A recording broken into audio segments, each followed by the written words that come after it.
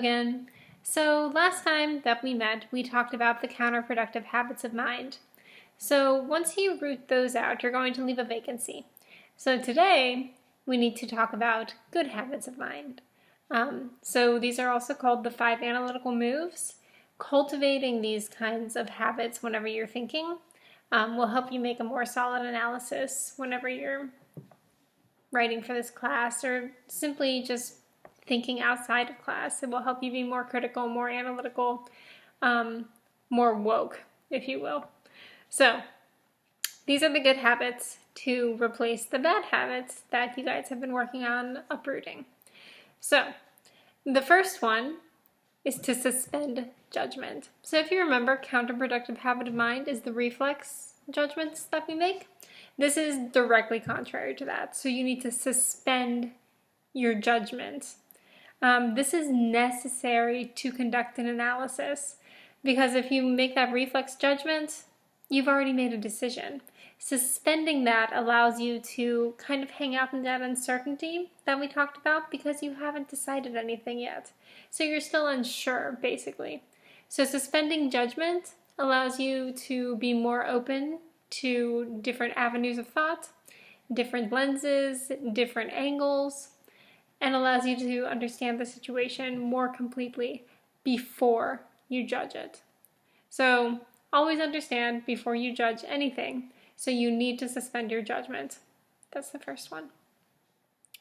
Second one, defining significant parts and how they are related. So this requires you to attend closely to the details, which means you're going to have to go slowly. So again, this is like taking apart an engine. So how do those different parts work together? What do they do? What is it called? Why is it important? So how are those details related? And what do you notice about that relationship?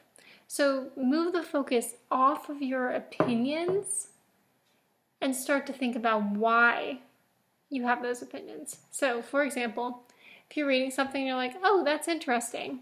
That's your opinion. Interesting is your opinion. Now, why do you think it's interesting? So that opinion, this is interesting, this is, I don't know, funny, this is revealing, this is unusual, whatever it is, start thinking about why you're having that reaction. So this is whenever you start thinking about the rhetoric. What rhetoric is producing that effect upon me, upon the audience? And why might the author be going for that effect? Or just simply, why is that important? How does that affect my response? So whenever you notice something strange, something interesting, something revealing, anytime you have an opinion about something, think about why you have that opinion. So this is whenever you start paying attention to the details, because the details are usually what will influence your opinion. You know that saying, the devil's in the details? Well, those details also create your opinion, generally. So attend closely to them, notice how they're related, and think about why they produce certain effects. So defining significant parts, that means you have to be able to identify them, and then think about how they connect. Connections, those like little connecting tissues, that's where some really interesting stuff lies. How do those ideas connect? How do those details connect? And what do they produce overall? So that's the second one.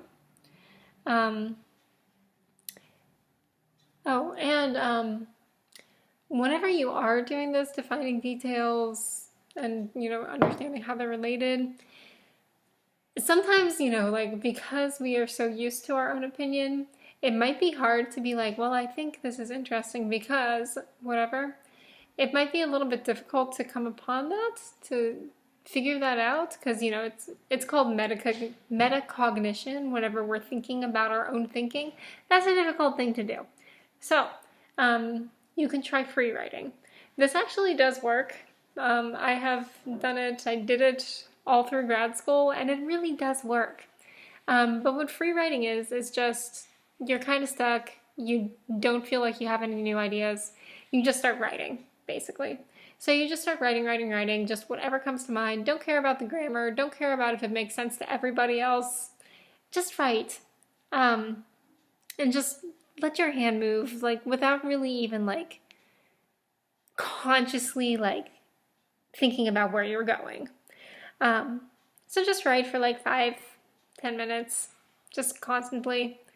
And then at the end of that time, just look back at what you wrote, read it, and you might find out that you wrote down something that's really valuable, that you could really use for a paper, or something that you didn't even know you were thinking.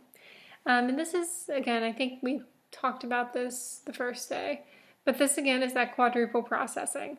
So you think it, you write it, you see it, you reprocess it. So again, it's that quadruple process might help jar some ideas that you didn't even know you had out of your head, might help you see things from a different angle, might reveal to you that actually your thinking is really, really complex and really interesting and really nuanced.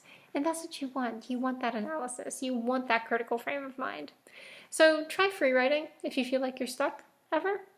It really is a good method. It does work. At least it worked for me.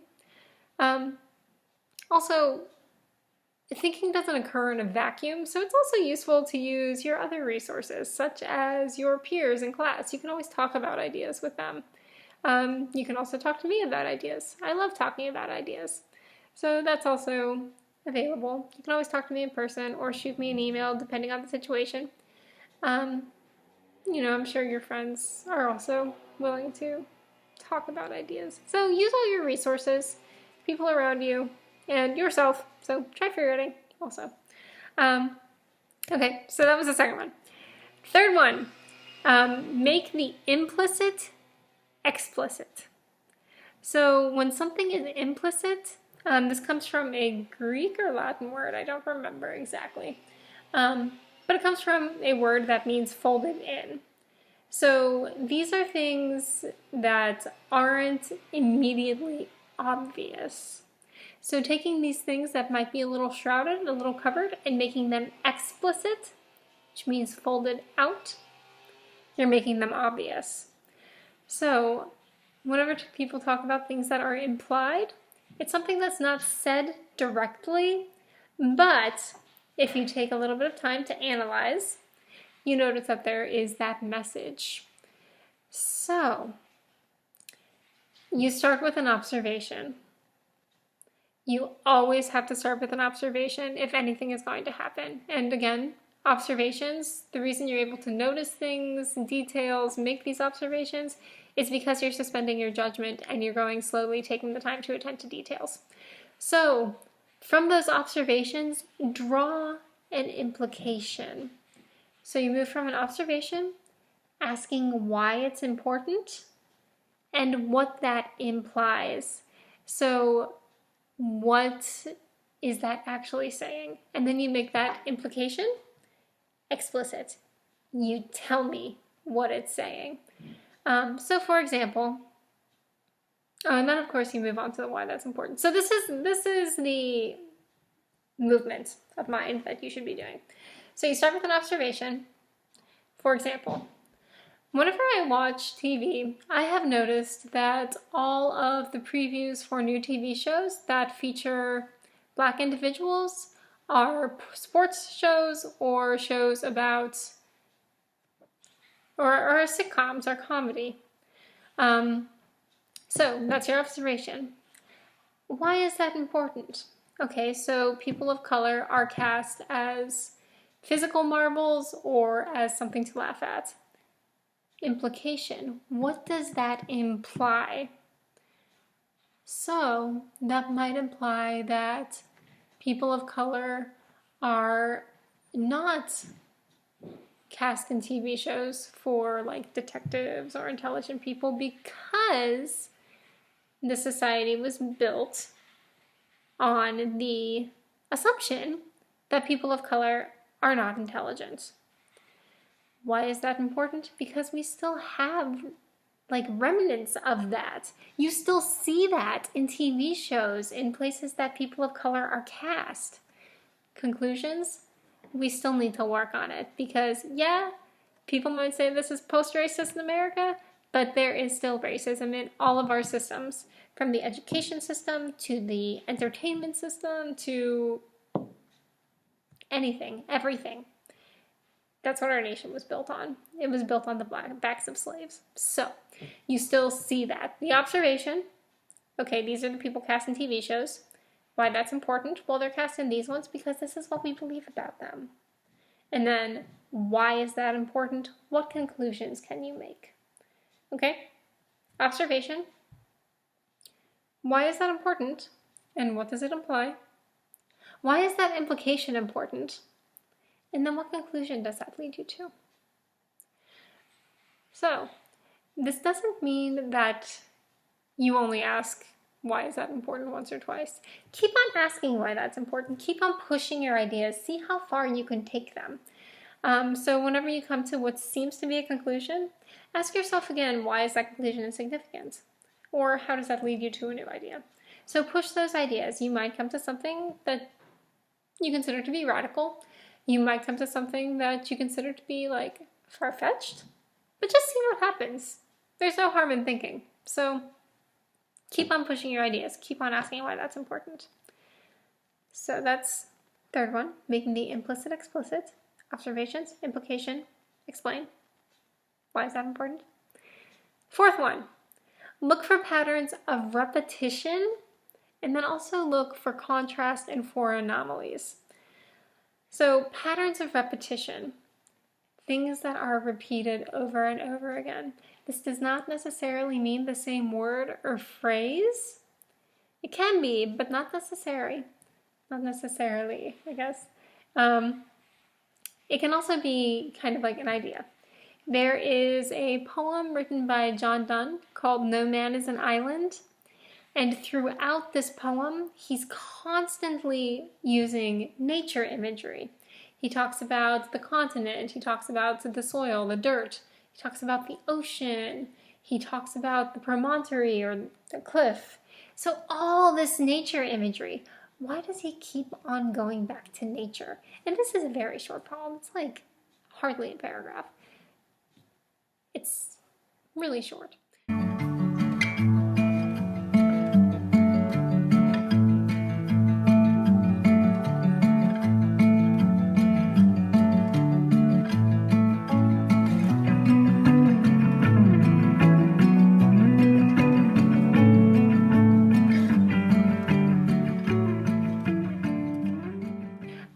So throughout that short piece, he's continually going back to nature. That's the pattern. Why is that pattern significant? And then, out of nowhere, he talks about your friend's manor or your friend's fancy house. That's not nature. That's an anomaly. That's a contrast. That's something man-made. So you found the pattern of repetition, nature imagery. Now you've also found an anomaly. Why is that important? So this is critical to analyzing. So repetition usually means that something's important. An anomaly, something that upsets that flow, that upsets that repetition. If the author was repeating something, they probably realized they were. And if they interrupt it, they probably realized that they were interrupting it. Why? What does that do? What is the significance of that anomaly? What was the significance of the repetition? So that's critical to coming to interesting ideas. Again, noticing details and why they're important. So always keep that in mind. Always stay open to finding patterns and always look for those things that are anomalies. And again, these things that are anomalies are the things that contrast. They do make the situation a little bit stickier because it doesn't fit. Square peg, round hole. So just because the situation is stickier, because it's a little more nuanced, does not mean that you should shy away from it. That's, on the contrary, that's actually really good. You want those nuanced situations, those nuanced thoughts, because that's where the analysis is, where you have to kind of like take it apart even more and see how the inner workings are moving. So you want those complications. Remember, we talked about those. Those are good. That's where the ideas are. So you want that. search for those. So finding those repetitions, finding the anomalies, this does ask you to put all these prior habits that we talked about together. So suspending judgment, noticing details, finding the implications, and explaining them. So you need to do those 3 things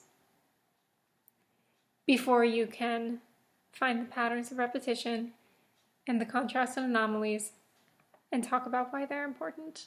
Okay? So this one's really important. This is like the pinnacle of your analysis. This is what you want. The 5th and final one, keep asking questions. Keep on searching. Keep on learning. Keep on questioning. Always question things. You can question me. Please question me. Like, that's what you guys should be doing all through your education. If I ask you to do something, you can ask me why. And I usually think about why I'm having you guys do something. And if I can't give you a why, interesting. So please, question me. Question ideas, question other people. Ask them why they think the way they do. Get into those dialogues, have those conversations, and do it with yourself too. So you have an idea, question yourself. Why do I think this? Where did I come upon this idea? What does this mean? What are the implications of this idea? How does this connect to the rest of my cognitive map? Okay? So always ask questions of others and also of yourself so you can get to that analysis, so you can get to those deeper levels of thinking, to those higher, there's a pyramid that teachers have to learn. I don't remember what it's called. I knew it at one point. But the highest tiers of those pyramids are things like creating, synthesizing, analyzing. So continuing to ask those questions gets you into those realms of creation, of synthesis, of analysis. So keep on asking why things are important. It's always the why question that's going to push you the hardest. So that's the one you want to ask. So, 5 good habits of mind to take over the vacancy of those counterproductive habits of mind that you guys are rooting out. So, suspend your judgment, notice details and how those things are connected, find the implications and explain them, so make the implicit explicit, look for patterns of repetition and contrast and anomalies, and then continue asking questions. Okay? So, tonight I am going to ask you guys to please watch Sherlock, BBC's Sherlock. It's on Netflix if you have Netflix. If you don't, let me know. But please watch Sherlock, episode 1. It's called A Study in Pink. And whenever Sherlock begins his investigation of the crime, notice how he's doing these things, suspending his judgment, noticing details, making the implicit explicit, looking for patterns, and also noticing contrast, and then continuing to ask questions. It's a really good TV show, so you really should watch it. And also, it's a really good example of this analysis. And I mean, who do we want to emulate but Sherlock? So please watch that. And thank you for watching this. So keep those in mind. Cultivate those. And thank you guys for watching again. Have a good day.